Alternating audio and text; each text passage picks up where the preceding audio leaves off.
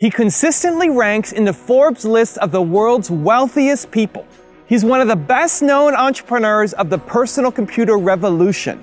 He's the second most generous philanthropist in America, having given over $28 billion to charity. He's Bill Gates, and here are his top 10 rules for success.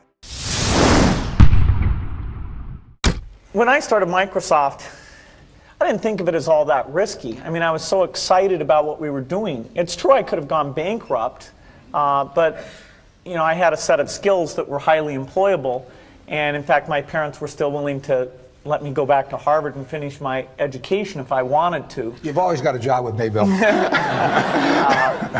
And the thing that was scary to me wasn't quitting and starting the company. It was when I started hiring my friends and they expected to be paid.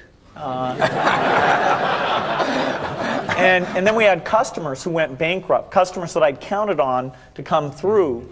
And so then I got this incredibly conservative approach that I wanted to have enough money in the bank to pay a year's worth of payroll, even if we didn't get any payments coming in. And you know, I'm almost true to that the whole time. We have about $10 billion now, which is pretty much enough for the next year. Anyway, you know, if you're going to start a company, it takes so much energy that you know it better overcome your feeling of risk. I don't think that you necessarily, if you're going to start a company, should do it at the start of your career. I think there's a lot to be said for working for a company, learning how they do things.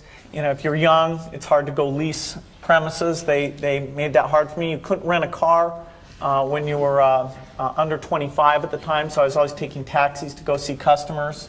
The people would, you know, people would say, well, we're going to go have a discussion in the bar. Well, I couldn't go to the bar.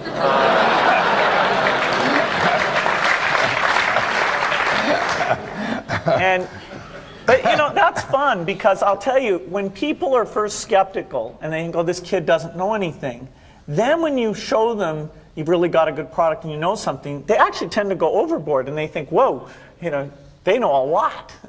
Let's really do an incredible amount with these people. So our youth, at least in this country, was a huge asset for us once we reached a certain threshold. It is hard. It's hard to hire older people because they'll be a little bit conservative about whether they should come and take the risk. And it took 3 or 4 years before we could go out into the normal sort of employment pool. But those problems that come with starting a firm, you better think of those as part of the pleasure, part of the challenge that is part of the excitement. I want to thank Harvard for this honor. I'll be changing my job next year, and it will be nice to finally have a college degree on my resume. I applaud the graduates for taking a much more direct route to your degrees. For my part, I'm just happy that the Crimson called me Harvard's most successful dropout. I guess that makes me valedictorian of my own special class. I did the best of everyone who failed. But I also want to be recognized as the guy who got Steve Ballmer to drop out of business school.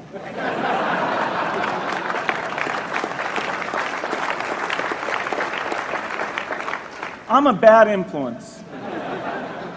That's why I was invited to speak at your graduation. If I'd spoken at your orientation, fewer of you might be here today. I'm in meetings a lot. My calendar gets very full with those, and then at night, after the kids have gone to bed, I'm on email a great deal. I get messages during the day. That's my chance to give long responses. And then over the weekend, I send a lot of mail as well.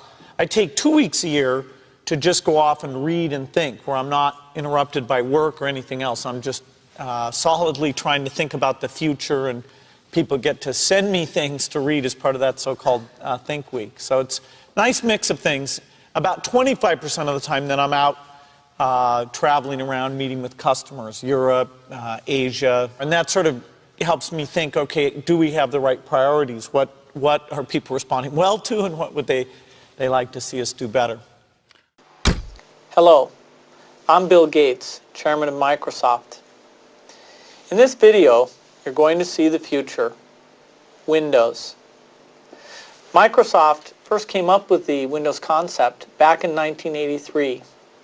And today, the leading software users have switched into the Windows environment. It's really incredible how quickly our powerful applications like Word and Excel and PowerPoint have been adopted.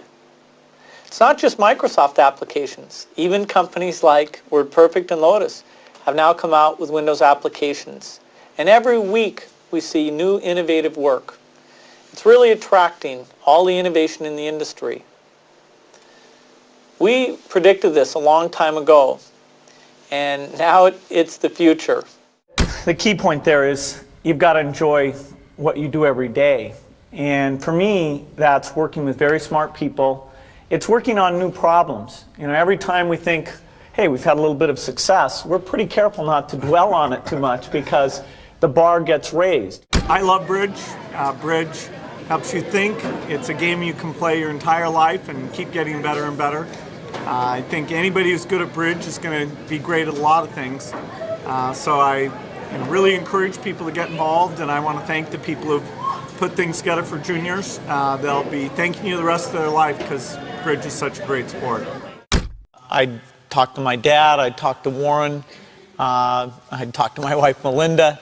So I have enough people that know me and actually know where my judgment isn't its strongest, where I might get overexcited about something or, forget to think about something. And so they're good at correcting, particularly Melinda, good at correcting whatever those blind spots are. And I think it's good to encourage your friends and advisors to really give them that license. I can go to a party and forget to say hello to various people or something. That's a very minor example of my blind spots. Not to the hostess. Melinda would help me do that. Yeah, she would, yeah. A small number of people that you can turn to on certain key things is a great asset. My best business decisions really have to do with picking people.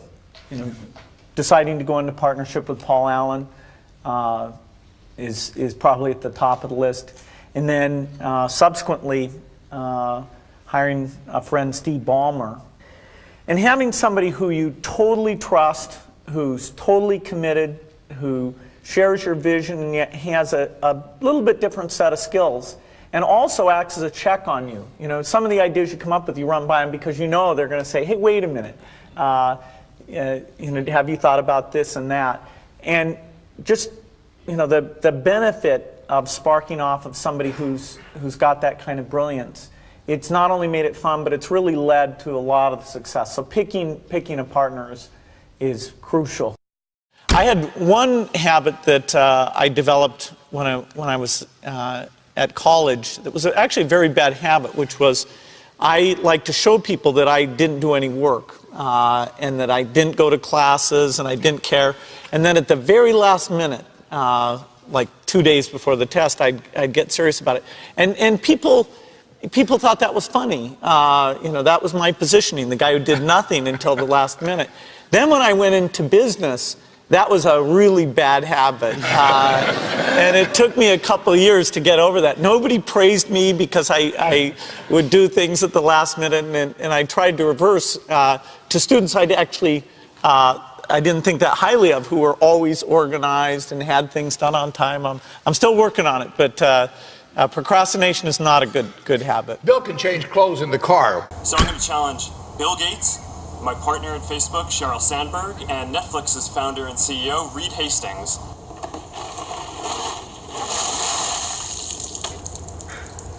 I'm glad to give to ALS. It's a great cause, but I want to accept this challenge. I want to do it better than it's been done. Been working on this, got this design. There we go. Yeah. It's going to be great.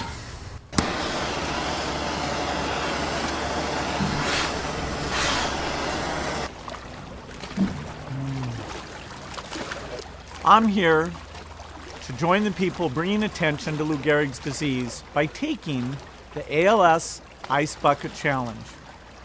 I'm going to challenge 3 more people: Elon Musk, Ryan Seacrest, and Chris Anderson of TED. Consider yourself challenged. You have 24 hours. Good luck.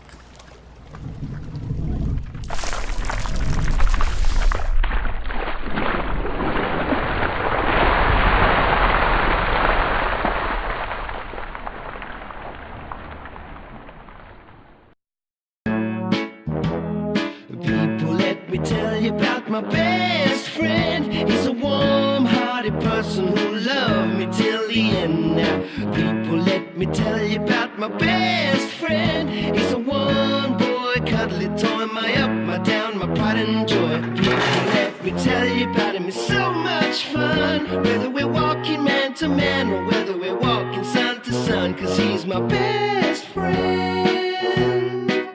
Yeah, he's my best friend. La la, ba da da da ya, ba da da ya, ba da da ya.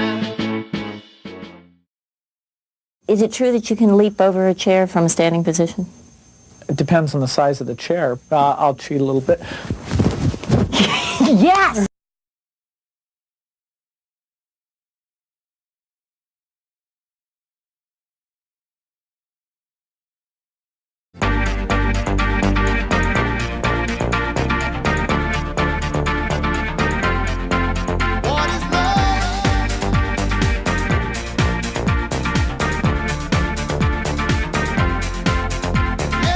By the way, I believe in winners and losers, and especially the freedom to fail. Who? Him? Who? Him? Who? Him? Him? Who? Me? I don't know, you're not there. I need da da da. No way! What is love? Baby, don't hurt me. Don't hurt. Oh, behave.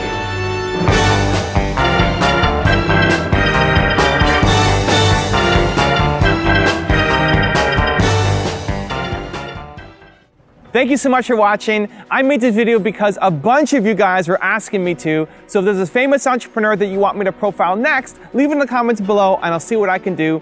I'm also curious to know what you think of Bill Gates as an entrepreneur and which of the 10 rules most resonates with you. Leave it below in the comments and I'm going to join in the discussion. Thank you so much for watching. Continue to believe and I'll see you soon.